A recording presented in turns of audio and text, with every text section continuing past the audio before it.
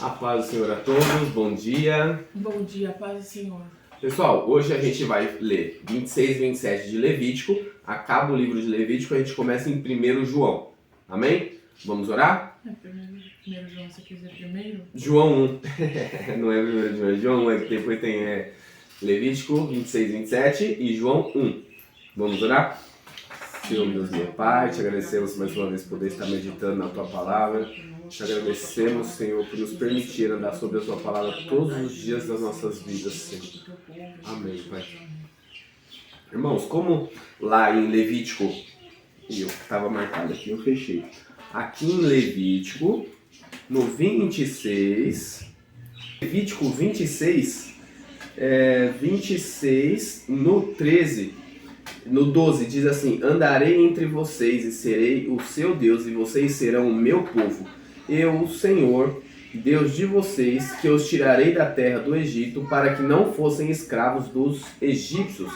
Quebrei o jugo que pesava sobre vocês e o fiz andar de cabeça erguida.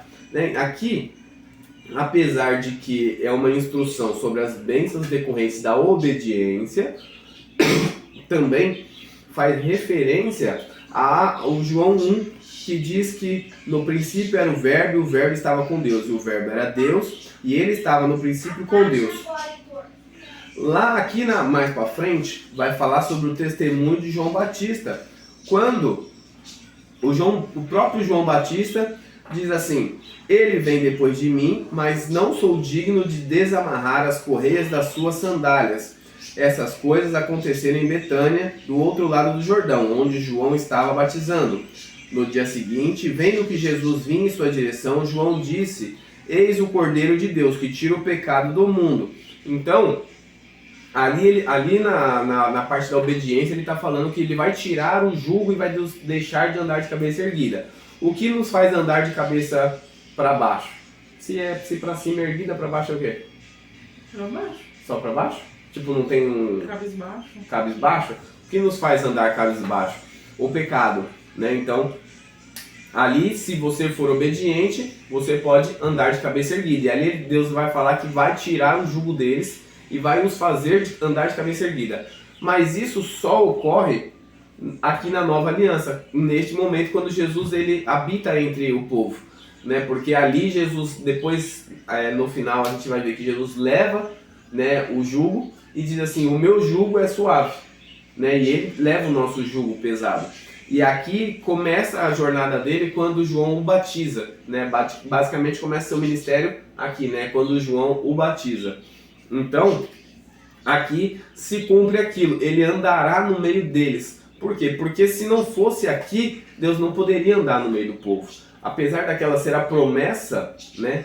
Será a promessa sobre a obediência, Deus nunca andava no meio do povo. Ele estava dentro do tabernáculo, no lugar santíssimo, não no meio do povo, né? Então todo o povo ali nunca viu Deus, né, diretamente ou nas suas manifestações diretas, como Moisés, por exemplo, né? Moisés, quando viu de mais perto, estava de costa. 18 diz isso.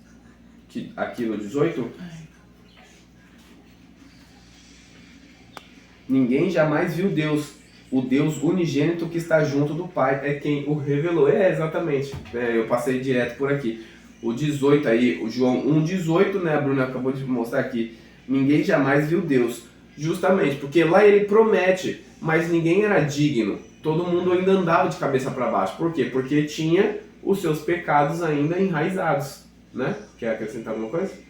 Não, eu quero entender, porque lá ele diz que se viver na obediência, ele tirará sim o jugo. Uhum. Ele só não tira porque o povo desobedece. Mas mesmo assim, o que acontece? Por exemplo, a gente tem lá... Eu acho que Jesus ele muda as coisas a partir do momento que ele morre e vira graça, né? Exatamente. Mas a obediência desde o princípio, ela é notória, de que se você obedecer, Deus vai abençoar, Deus estará com você. Então, estará e você vai andar de cabeça erguida. com você, mas não andará no meio. Porque ainda o ser humano é pecador. Sim. Não tinha como Deus andar no meio, senão consumiria, entendeu? Essa é a ideia. Sim, mas eu estou dizendo sobre o jugo que você falou, que ele não era só uma promessa. Não, a promessa era feita julgo, através... a promessa, andar entre eles. Ah, tá. Andar entre eles, porque era impossível. Porque ainda havia o pecado. Tá, então você deixou meio Então vamos lá, vamos recapitular. Porque lá ele tá falando que se você obedecer, ele vai fazer a gente andar de cabeça erguida, ele ia fazer a gente andar de cabeça erguida, e o jugo seria leve. Então, automaticamente, não deveria haver o pecado. Porque senão eles estariam... Qualquer coisinha desobedeceu, você já não tem essa promessa de obediência. Qualquer coisinha que sair da linha, já era. Ah, mas Isaac, Jacó e Abraão viveram na obediência e viveram direitinho. Sim, mas Deus não andou no meio deles. É esse ponto que eu quero frisar. A parte de Deus andando... A promessa é: eu sou o Senhor seu Deus, que os tiro da terra do Egito, para que não fossem mais escravos. Ele quebrou o jugo, ó. Quebrei o jugo de servidão que vocês carregavam sobre o pescoço e os fiz andar de cabeça erguida. Então aqui ele já tá... Na verdade, ele já até cumpriu a promessa. Então, mais sobre isso. Ele quebrou, mas em seguida eles já pecaram de novo, porque eles já começaram a murmurar. Tudo Tipo, bem, ele quebrou o mas jugo ali, pisou no deserto, já reclamou, lascou. Sim, você tá certo. Mas a culpa é do povo. A Não culpa é é do porque povo. Jesus ainda não tinha vindo à Sim, terra. a culpa é do povo, porque o povo não era digno. O Tá povo bom. não era limpo para isso. É que você fez entender que Deus deu uma promessa que só se cumpriu quando Jesus veio. Se cumpriu quando Jesus veio porque o povo desobedeceu. Não. Só a única parte que se cumpriu quando Jesus veio foi andar no meio do povo. Entendi. Né? Foi andar no meio do povo. E o verbo se fez carne e o verbo era Deus. E o verbo estava com Deus, né? E ele estava no princípio com Deus. Tá. Todas as coisas foram feitas por ele e sem ele nada do que foi feito se fez. E lá na frente ele está andando já no meio do povo, Sim. né? Com os homens, como se nada tivesse acontecido. Mas justamente por isso, porque se lá atrás Deus tivesse andado no meio do povo, eles iriam morrer, porque eles não conseguiam dar um passo sem pecar, né? Por isso que em 2 Coríntios vai dizer que a letra mata, né? A letra que mata é justamente as leis, né? Por que mata? Porque ela diretamente aponta para a morte, né? O salário do pecado é a morte.